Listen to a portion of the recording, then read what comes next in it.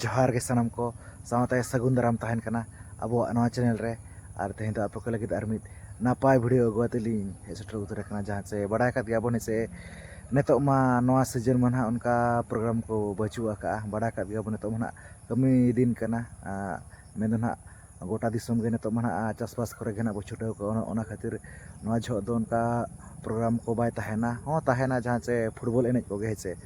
ओना करे ना गे ना इन लैबोना नवा तेहना वीडियो रे जहाँ से मितुमान जगह रे मेना का जहाँ से फुटबॉल एनेज लाख टाका फुटबॉल टूर्नामेंट कना है तो टाइसिट फिक्सर ना अगुआतेलिंग सेटर उतर कना तो लैबोन कनाई जे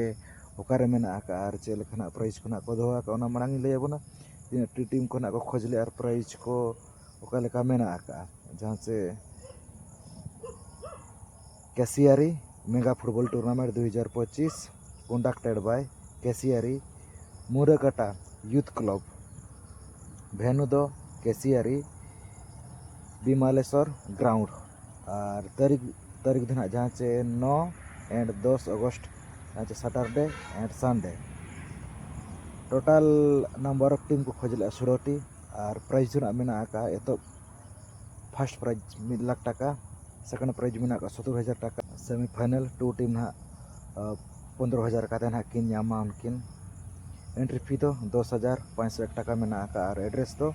कैसियारी वेस्ट मेदिनीपुर वेस्ट बेंगल दिसम पड़ा है से ना मेना का 9-10 अगस्त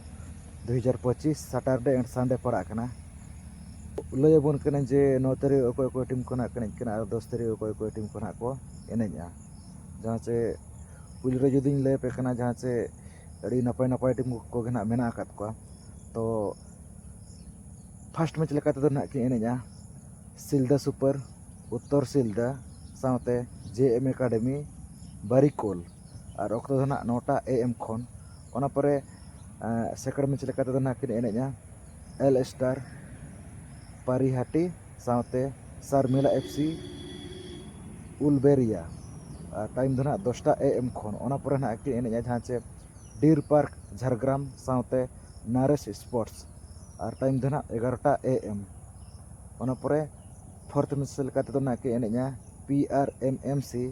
साबांग साथे पूजा स्पोर्टिंग झारग्राम और टाइम दो ना 12टा PM खन जहाँ ले 9 तारीख ना है नुकु नुकु को ना को एनेजा ओना परे 10 तारीख अकोय फर्स्ट मैच लेका तो ना कि एनेजा BMS स्पोर्टिंग झारखंड साथे रामलाल FC जहाँ से नयाग्राम और अक्तो दो ना टाइम दो इन 9टा AM खन गे सेकंड मैच लेका तो ना कि एनेजा महाता स्पोर्टिंग बांदवान साथे हांदला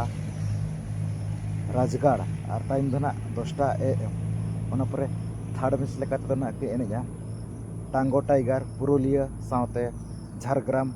पुलिस फुटबॉल एकाडेमी और टाइम दो ना 11टा AM खन ओना परे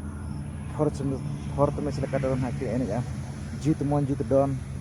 11 साथे Sanjay sporting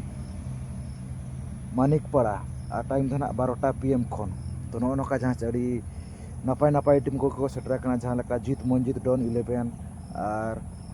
deer park Jhargram उनका गे मेना को जहाँ से नारेस स्पोर्ट्स को नौका गड़ी